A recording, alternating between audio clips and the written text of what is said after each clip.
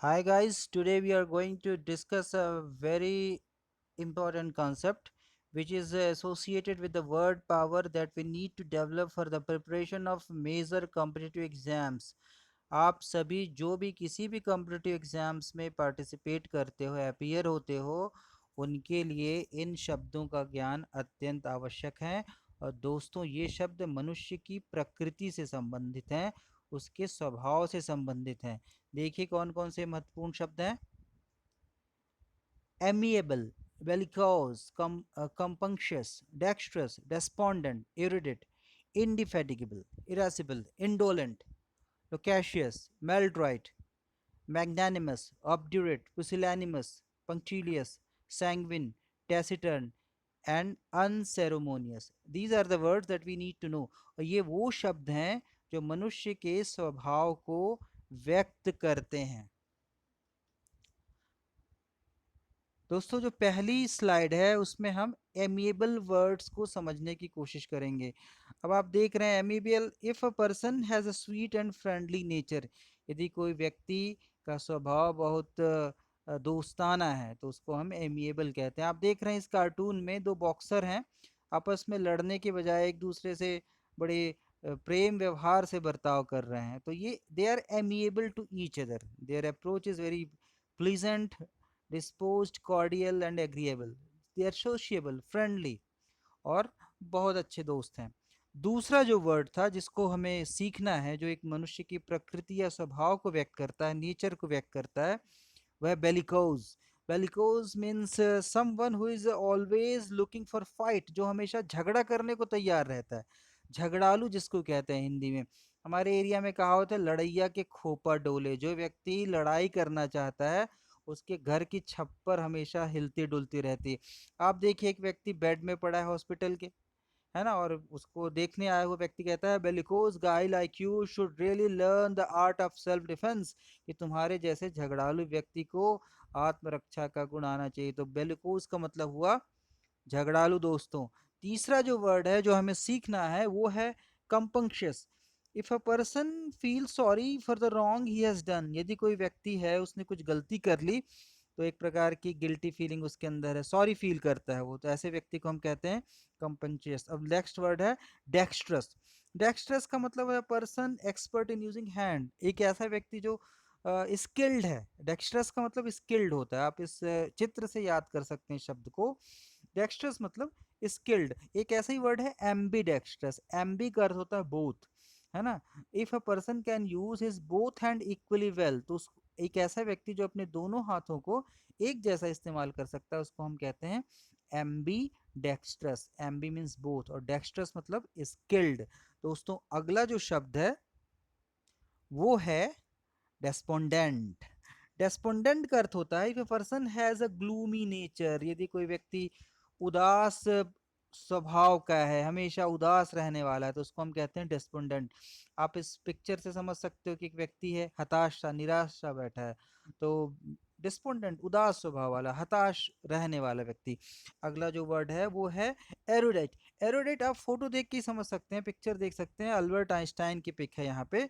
और एरोडेट का मतलब होता है if a person has an extensive knowledge, एक ऐसा व्यक्ति जो विद्वान है, जिसका ज्ञान का स्तर बहुत ज़्यादा है, विद्वान। एरोडेट मीन्स विद्वान। दोस्तों जो अगला शब्द है वो है इंडिफेटिजिबल। आप देखिए इस पिक्चर को, याद करिए बाहुबली में जब वो झरना, झरने के द्वारा उस पहाड़ को, जिसको जल पर्वत कहा गया है फिल्म में, बाहुबली बिना थके हुए बार बार प्रयास करते हुए कैसे उस पर्वत पे वो चढ़ाई करता है।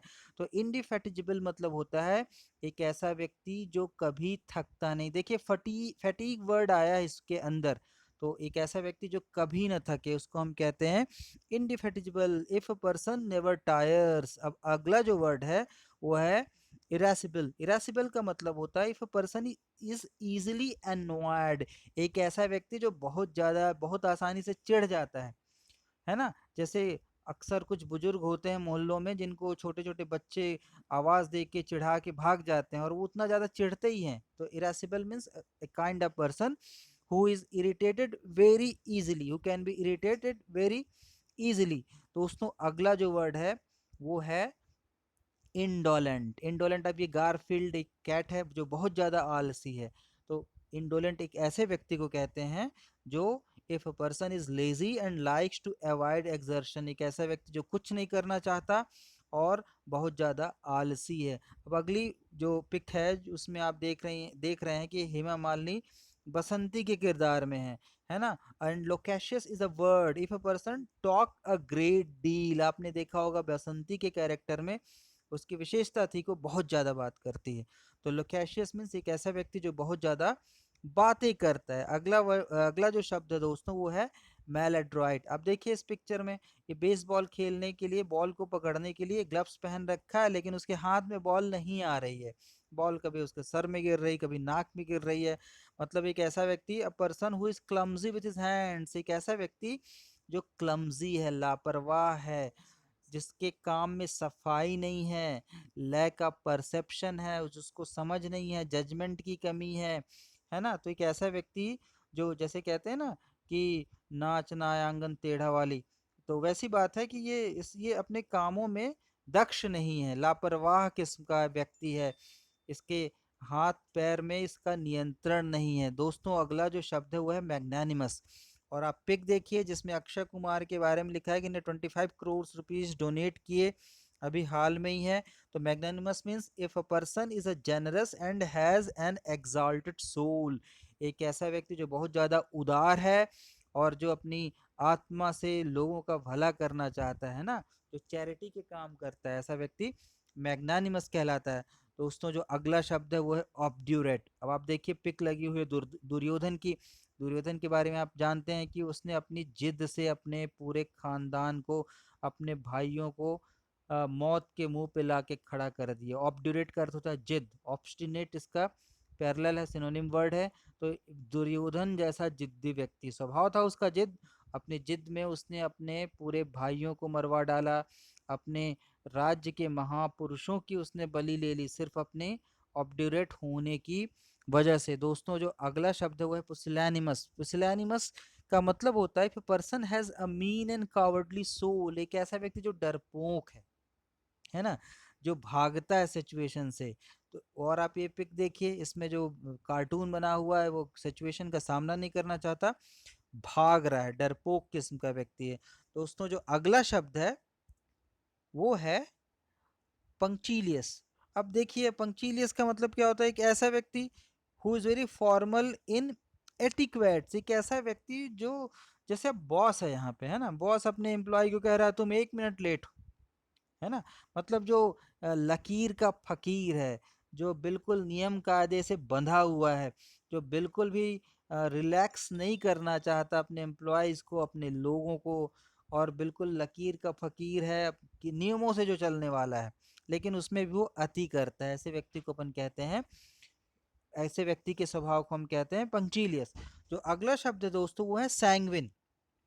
सैंग्विन मतलब if person has red blooded buoyant disposition, मतलब एक ऐसा व्यक्ति जो निराशा या हताशा के माहौल में भी सकारात्मक सोच रखता है, तो ऐसे स्वभाव को कहते हैं सैंग्विन। आप देखिए ये लाइफ ऑफ पाई का पिक है और ये संघर्ष कर रहा है अपनी अपने जीवन के लिए, he is struggling for his life but he is full of positive attitude. तो एक ऐसा व्यक्ति जो स्वभावतः पॉजिटिव होता है, विपरीत परिस्थितियों में भी वो अच्छा सोचता है, तो इसको कहते हैं सैंग्विन होना।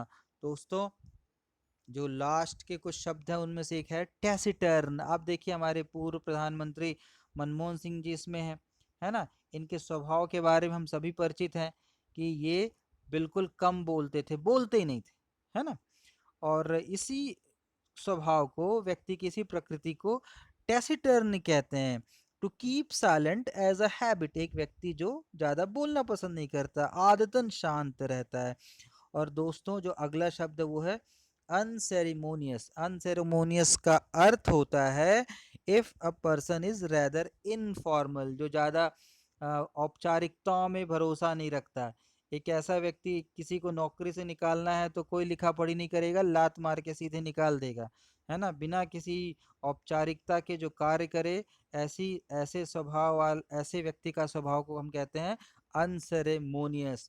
तो दोस्तों ये अत्यंत महत्वपूर्ण शब्द थे जो जनरली ज़्यादातर कॉम्पिटिटिव एग्जाम्स में व्यक्ति के नेचर को, व्यक्ति के स्वभाव को इंगित करने के मामले में पूछे जाते हैं। तो आप इनको ध्यान रखिए, और ये तस्वीरें, ये पिक्चर्स और कार्टून आपकी मदद करेंगी कि आपको ये याद रहे। Thank you for listening.